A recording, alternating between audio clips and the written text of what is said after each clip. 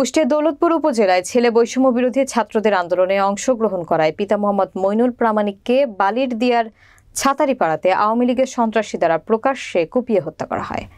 এরই প্রতিবাদে হত্যাকারীদের ফাঁসির দাবিতে বিক্ষোভ ও প্রতিবাদ সভা অনুষ্ঠিত হয়েছে। কুষ্টিয়ার প্রতিনিধি সাইফুদ্দিন আল আজাদের প্রতিবেদনে থাকছে বিস্তারিত। সোমবার বিকেল 5:30টায় মরিচা ইউনিয়নে প্রতিবাদ সমাবেশে সাবেক ইউপি চেয়ারম্যান মোহাম্মদ সাইদুল ইসলামের সভাপতিত্বে প্রধান অতিথি হিসেবে উপস্থিত ছিলেন দৌলতপুর উপজেলা বিএনপির সহসভাপতি মোহাম্মদ শামীম রেজা মোল্লা। বিশেষ অতিথি হিসেবে উপস্থিত ছিলেন হোগলবাড়িয়া ইউনিয়ন বিএনপির সাধারণ সম্পাদক মোহাম্মদ আমজাদ হোসেন, মরিচা ইউনিয়ন বিএনপির সাধারণ সম্পাদক মোহাম্মদ কামরুল ইসলাম সহ অন্যান্য নেতৃবৃন্দ।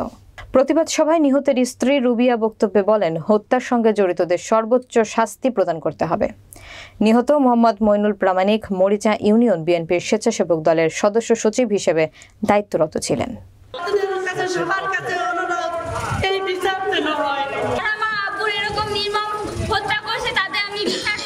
মইনুলকে খুন করেছে, তাদের অবশ্যই বিচার হবে।